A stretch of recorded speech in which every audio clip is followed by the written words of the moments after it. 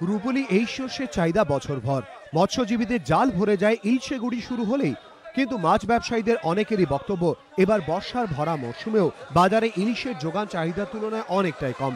আর এই প্রেক্ষাপটে বিধিনিষেধ থাকা সত্ত্বেও শ্রীরামপুরের মাছের আড়ত ভরে গিয়েছে খোকা ইলিশে। কিছু করার নেই, দেখারে ওখান থেকে পাঠাচ্ছে, এখানে বিক্রি করছে, আপনারাও কিনছে, কিছু করার নেই। কিন্তু প্রশ্ন উঠছে, খোকা ইলিশ ধরাতে তো নিষেধাজ্ঞা রয়েছে, তাহলে কিভাবে আসছে বাজারে?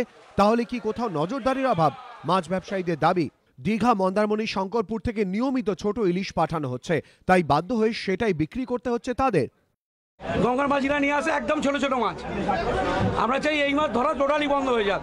অপরাধ আমরা জানছি, কিন্তু মাঝিরা ধরে আনছে, কিছু করার নেই, আমাদের কিচ্ছু করার নেই, বেচতেই হবে মাঝিদের মাছ। 100 গ্রাম 50 গ্রাম আইনের বিরুদ্ধে মাছগুলো ধরে আমাদের সর্বনাশ করে দিচ্ছে। ওইসব মাছের জন্য আমাদের এই মাছ বিক্রি বন্ধ হয়ে যাচ্ছে। বাজারে একই বড় ইলিশের আকাল, তার উপরে যদি আইনকে বুড়ো আঙুল দেখিয়ে এভাবে খোকা ধরা হয়, তাহলে তো অদূর ভবিষ্যতে ইলিশেরই সংকট দেখা দেবে। ছোট মাছগুলো না সব সমুদ্র থেকে এখন ধরে নিচ্ছে। আপনি বাজারে গিয়ে দেখুন, দেখবেন সব ছোট ছোট ছোট মাছ অ্যাভেলেবেল হয়ে গেছে বাজারে, মানে ইলিশ মাছের। দীঘার শঙ্করপুর থেকে এই মাছের আড়তে আসছে বলেই মাছ আড়তদারদের দাবি যে তাই জন্যই তারা বিক্রি করছে। যারা ধরছে মাছ তাদের জাল কিন্তু পরীক্ষা করছে না প্রশাসন। সৌরভ বন্দ্যোপাধ্যায়, এবিপি আনন্দ, শ্রীরামপুর।